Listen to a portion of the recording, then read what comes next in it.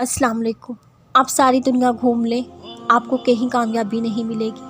आप अल्लाह के आगे सिजदा रेज़ हो जाएं, वो रब कामयाबी को आपके कदमों में लाकर रख देगा।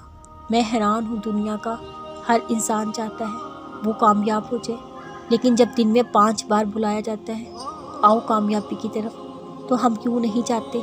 क्यों इस आवाज़ को नज़रअंदाज कर देते हैं? परेशान क्यों होते हो? अल्लाह ने तुम्हें संभाल लेना है।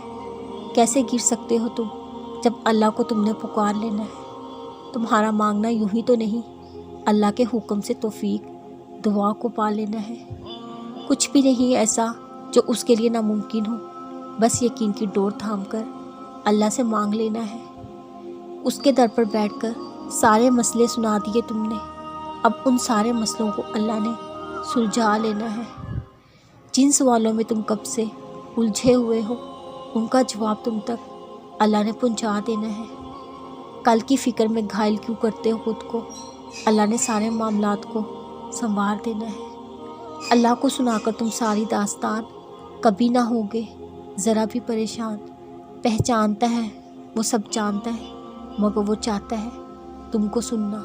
तुम्हारी इल्तिजाएं वो मानता है। अल्लाह को तुम अपने गुमान के मुताबिक पाओगे, उस पर यकीन रखकर कभी भी ना पछताओगे। वो जानता है तुम क्या चाहते हो, फिर भी उसे बेतहाशा प्यार आता है जब तुम उसे अपनी दास्तान सुनाते हो।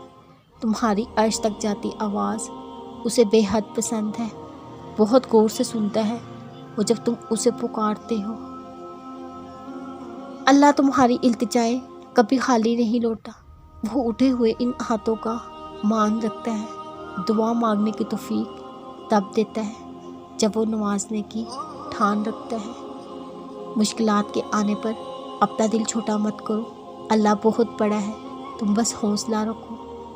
तुम अपने इस सिसकते हुए दिल को समझा दो, वो तुम्हारे दर्द से वाकिफ़ है, ये जान रखो। तुम्हें कभी भी वो तकलीफ़ में तड़पता हुआ ना छोड़ेगा। बहुत जल्द मौजा होगा, तुम बस थोड़ा सब्र रखो। दुनिया से कोई भी तुम उम्मीद ना रखो, अल्लाह तुम्हारे लिए काफ़ी है, बस तुम उसी से उम्मीद रखो। बेफिक्र होकर सारे मामलात उसके हवाले कर दो, वो सब कुछ संभाल लेगा, तुम बस उस पर यकीन रखो। कहानी का मुकम्मल होना अभी बाकी है, आजमाइश के बाद मौजा होना अभी बाकी है। अभी तुम जिस अज़ियत से गुज़र रहे हो, उसका राहत में तब्दील होना अभी बाकी है।